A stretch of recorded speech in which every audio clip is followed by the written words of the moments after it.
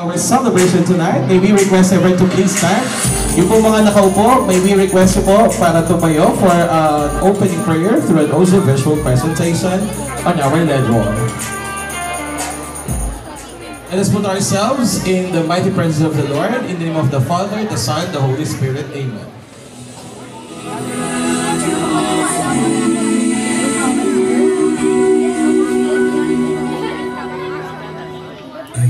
There's one more gift I'd ask of you.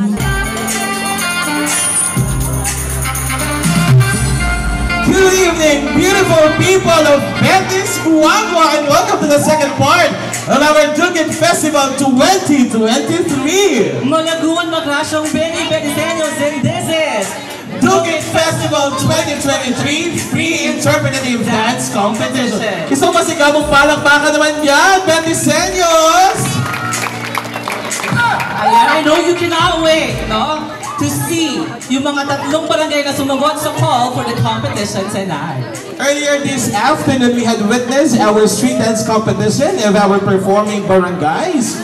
Tignan naman natin, Sir Mix, nasaan yung mga supporters dito ng ating mga performing barangays? Those who had hit the call? Sabi mo nga kanina. Yung mga sumagot sa call. Yes, of joining our Dugan Festival 2023. Where are the supporters of Barangay San Agustin?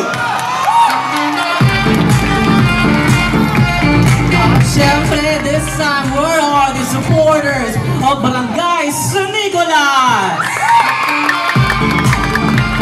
They're over here. Okay, siyempre naman, hindi magpapatalo. Make some noise, San Juan Nepomuceno! Over there. Hi. And of course, Sir Mix, we are live via all streaming platforms of Radio Guagua. 99.9 FM, thank you. We would like to make a shout out on our live stream viewers. Welcome to our second part of our Dugan Festival 2023. And at this point, ladies and gentlemen, to formally welcome us in the second part of our festival this year, let us welcome the Dugan Fest head and our BFC or Betis Festival Committee 2023 Secretary. How about a big hand for Tita Catherine Sebastian? How about a big hand for the timing, everyone?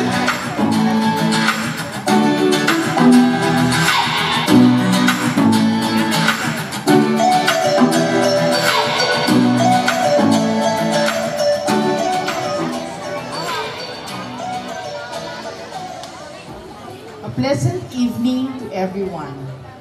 Today's celebration is one of the most anticipated events in our Betis Fiesta 2023.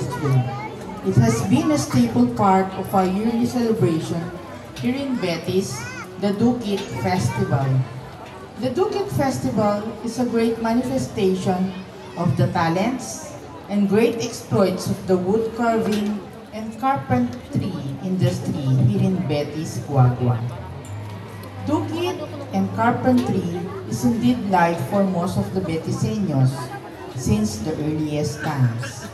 We have brought forth remarkable carvers and carpenters from Betis who have created masterpieces exhibited not only in the Philippines but around the world. Dugan Festival is the showcase not only the wood carving industry but the entire culture heritage practices of the Betis people. Also, it is being participated by the different barangays of Betis and a sweet fruit of the efforts of the youth of Betis in their desire of showcasing their skills and talents in street dancing and free interpretative dance. That's why our Dugan Festival 2023 is divided into two major competitions. First, the street dance, and the second is the free interpretative dance showdown. With this, as the festive head of this year's Dugan Festival, and in behalf of the Betis Fiesta Committee 2023, we all welcome you, Betiseños. Let us all enjoy Dugan Festival 2023. Thank you. How about a big hand for Tita Irene, everyone? our festive head for Dukit Festival 2023. Thank you so much, Tita. And yun is of course, no, I know people of Betis, you cannot wait, no, para makita at masilayan yung mga inihandang performances sa atin ng ating three participating or competing barangays. But let me put you in a pause for a while because we will be hearing another message, of course, for the heading Memuntukan, of course, for the Betis Fiesta Committee 2023. In kaya katamong mas Free interpretative dance competition, we will have the following criteria. Concept and interpretation, 25%. That encompasses thematic interpretation, true representation of culture and value, and clarity of message. Choreography and execution is 25%. That is formation, mastery, creativity and artistry of movements, and smooth transitions. And of course, we have our musicality that composes the musical selection, relevance to the theme of the competition, that is 25%.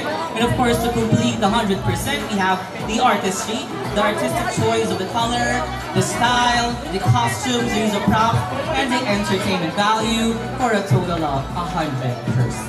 And of course, we would like to acknowledge the people who would have the most difficult job for tonight's free interpretative dance competition. We had them earlier, but tonight we will be formally introducing them po, people of Betis. Let's first have our first judge.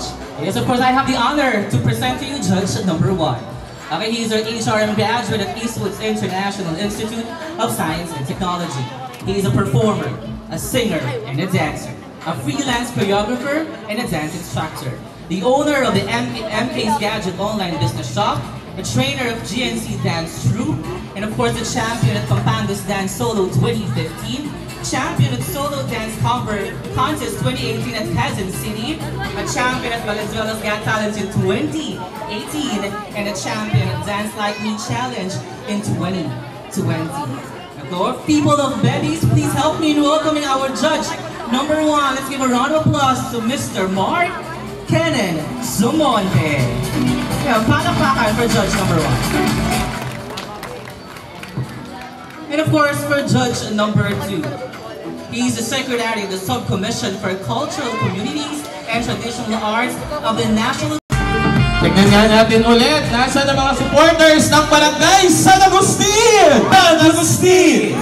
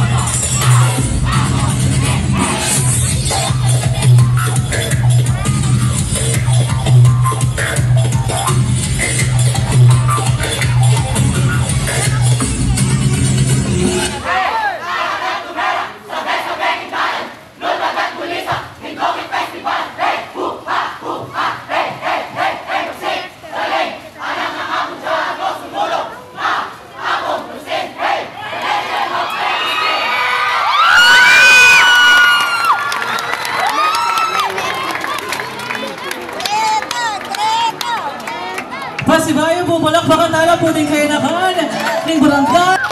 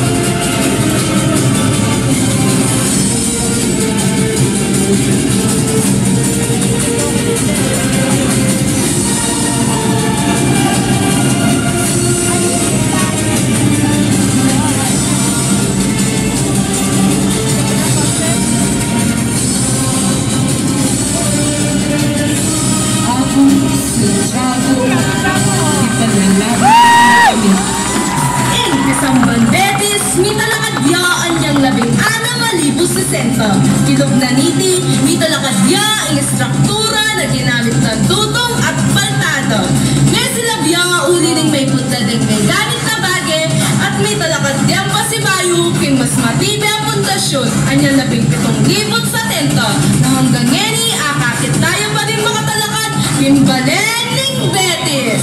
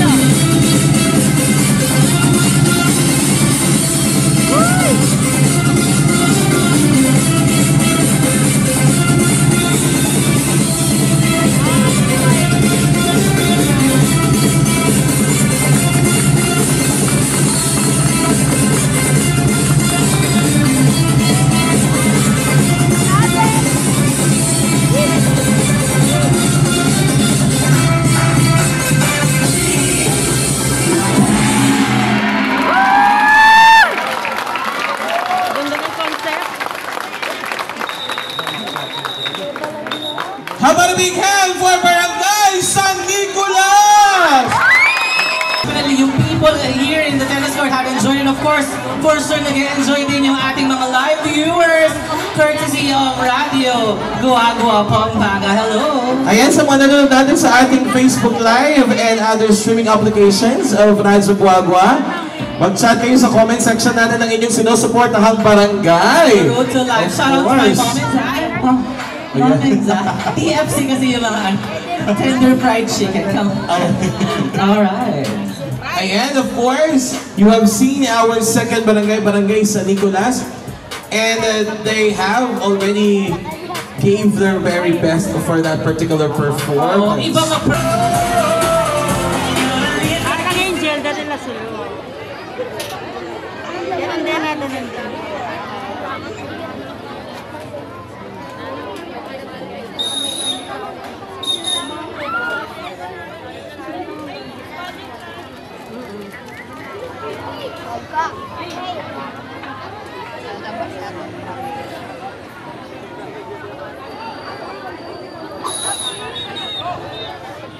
Nag-start na. Nag-start na. Ikay niya, ikay niya. Marami sumali.